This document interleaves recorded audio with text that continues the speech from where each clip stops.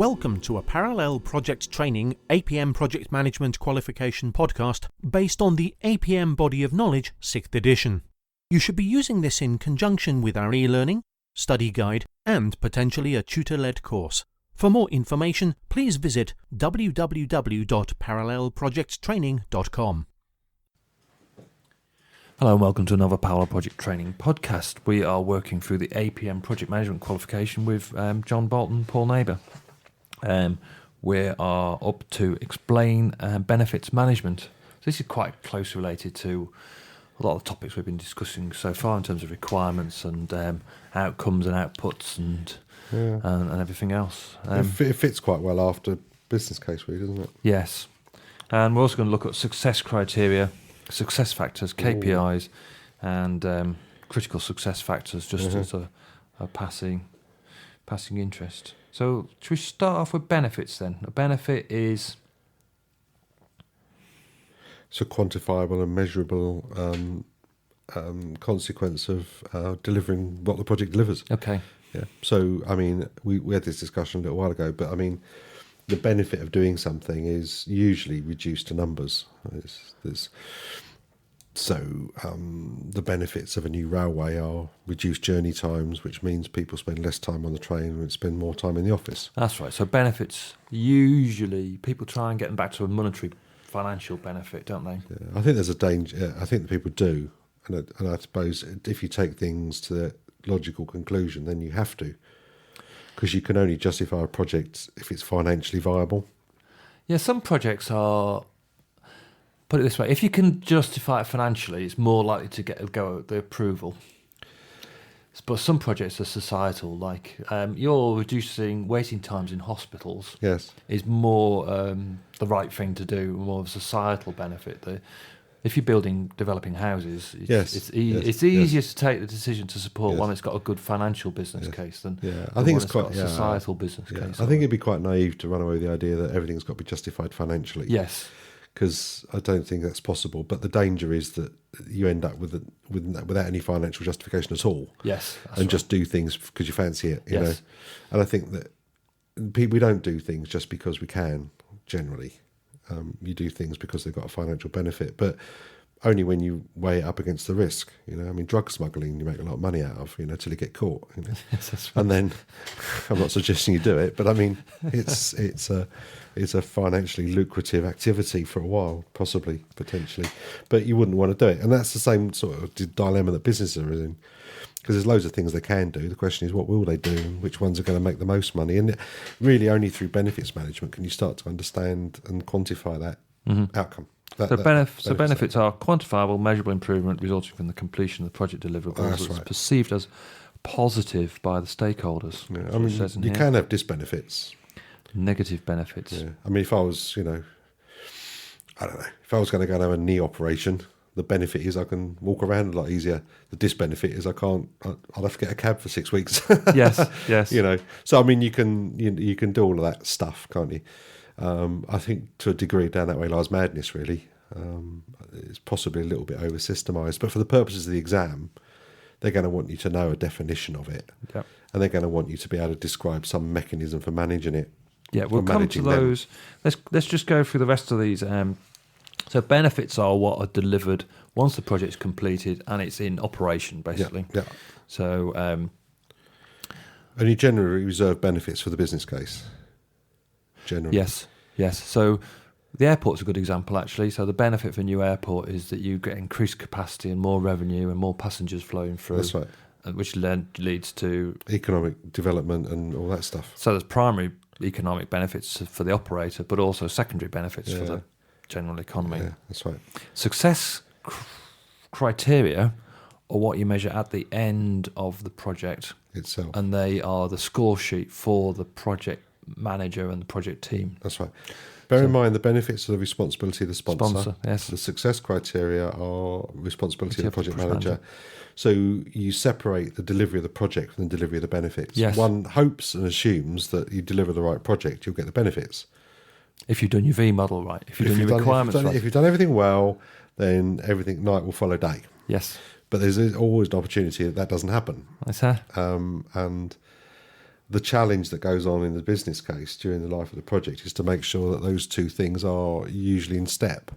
So you're evolving your thinking about the project as you're evolving your thinking about the business case and vice versa. That's right. So as circumstances change and deliverables change and all the rest of it, you are continually resetting expectations. And at some point you might consider, well, actually the project's out of step with the business case. So typical success criteria might be? The obvious ones are time, cost and quality. Yeah. But you might have other ones, like if you're building a new warehouse, let's say you're moving your warehousing to another warehouse, you might want to make sure that you don't lose all your customers while you do it. Putting a new call centre in. Continuing operation. So that's right. While the project's going on, we manage to maintain the existing operation. That's right. So putting a new sales call centre in, you might have a success criteria that says we mustn't drop service standards or something like that. Yes. Yeah. Now it's too late to realise whether you've achieved them or otherwise after you haven't achieved them. You see what I mean? At the end of the project. That's right. And that's why you have KPIs. And what the KPIs are, they're linked to the success criteria. The measures of the success criteria. That's correct. That's right. But they're measured on an ongoing basis. That's right, each month. So they're key performance indicators for the project, and they are assessed continually throughout the life of the project. Yes. I often say to people, if you look at your monthly report, and you've got any metrics or graphs in there, they're your KPIs. And if you wanted to know, let's say you put in seats in a stadium, and I want to know whether or not I'm going to hit the target date, and I've got 10,000 seats to put in, and I've got 10 weeks to do it, I'm expected to do 1,000 a week. And if I was doing 800 a week, that's an indicator that I'm not going to hit the success criteria. So they're a preemptive measure. That's right. Okay. Progress measure. That's right. But they also include things like cost spent per month, and when we look at earned value, we're going to look at CPIs and SPIs. Right. I mean, earned value is a classic KPI. Yeah. Good. And success factors is the other one that's on there, which is success factors and critical success factors. People get this bit round their neck a little bit because success factors are things that have to be there for you to succeed. The recipes for success. Yeah, the ingredients. Ingredients for success. So things like motivated team. Yes, support from senior directors, clear requirements. Clear requirements, suitable budget. Yes. You have to be careful with a suitable budget because budget is both a success criteria and a factor. But having enough money is a factor. Okay. Yeah. If if you try and do a project with where the budget is not enough, that's a real. So if you just in the time, you have to be careful with that one. I agree with you. Open and honest communication. Yes, that might be a good one. Yes. So, and I think some of them, if you have got, sorry, go on. They can be project specific as well, so they depend on the environment a little bit. The questions they used to ask you about these though were say for any project. Yes. And because of that, you couldn't say things like, "Well, I've got a suitably qualified contractor," because if you've got a project without a contractor on it, it can't be a success rate. So I think just keep them really generic if you answer this one. So let's move on to the benefit management process then. So that's quite simple, really, isn't it? It is, yeah. Identify and agree them. Yeah. So you do all the normal identification techniques like brainstorming and interviews and all that sort of thing. So this is very close to requirements management, isn't it? It is, yeah.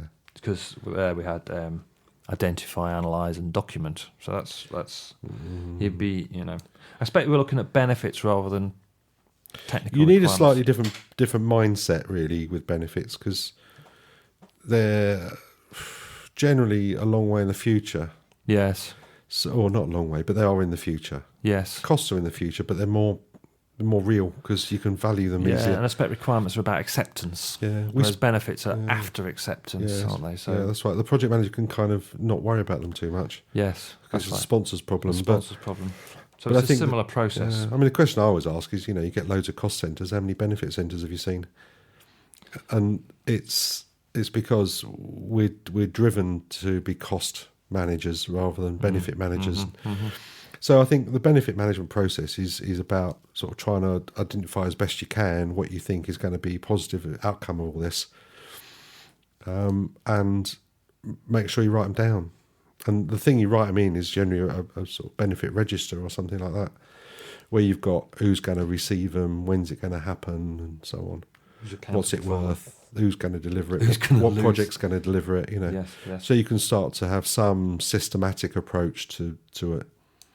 And then throughout the life of the project, you want to make sure you're monitoring them. So you're making sure that you're still on target to deliver these things. Because in the same way that costs change, the prognosis of benefits will change. And when you go to a stage gate review, you're going to sit down and review not just the costs, but also the benefits with the sponsor. Because it's your one opportunity to get to the bottom of, whether it's going to happen or not. Well, that's what that's okay. That's where the sponsor's focus should be, really. Am I going to get the benefits out of this project? It is. Do I still think these benefits are realistic and achievable? They're not a super project manager. They've got a different role. And then realise is after the project's finished, so are we achieving the benefits that we hope to achieve, and have they been delivered through operation? That's right. So you have generally things like benefit profiles or benefit Yes. registers, and someone is nominated ownership of those with a sponsor in the APM's model. I mean, there is a thing called Managing Successful Programs, which is which focuses quite heavily on benefits management, and you can do benefits management courses if you want as well. But I think sometimes it's a little bit overplayed, and most of the benefits I see are not valued. They're just, it will be better, and we think we're going to make this much more money over this amount of time, or we're going to get this much more reduced travel time by this amount, and I'm sort of okay with that. But if you take it to its logical conclusion, you can't evaluate a business case against amorphous, not necessarily tangible benefit. And you see High Speed 2, I mean, they've got themselves in the right pickle trying to identify what the benefits are, because they went down the route of saying, well, it's saved passenger minutes. And then all of a sudden realised that wasn't actually the benefit at all. The benefit at all. It was all about, we need the capacity. Yes. Yes, capacity is the Be thing interesting now. to know whether they change the design in any way, shape or form, or whether they just wanted the solution. Well, I think as the design got more and more expensive, they realised they weren't going to justify it. Allegedly. Minutes saved on our laptop. Yeah. This is... It's not the most commonly implemented process, benefits management, really. No, it's not. It's quite challenging. And you see a lot of people struggling with it because Yeah. it's like risk management. It can become a proper cottage industry if you let it. Yes, that's right. Yeah. That's right. I think you get... It's very hard. It's like a lot of this stuff. You get 90% of what you need out of 10% of the process. Just recognising the fact that these exist and you need to manage them is half the battle. Questions? Describe benefits management process. Yeah. Describe 5 term typical benefits. success criteria. Describe typical KPIs you might use in a project. Yeah. How they would help you to deliver the project. Yeah, I think the assessment criteria is explain benefits management. Okay. Right. So it's not overtly talking about success criteria and things like that. Okay. So the reason they're in there, and we've talked about them, is simply for completeness, I think, so that we can sort of dispel some of the urban myths about the language. Brilliant. Good. Thank you, John. Bye. We hope you enjoyed this podcast and found it informative.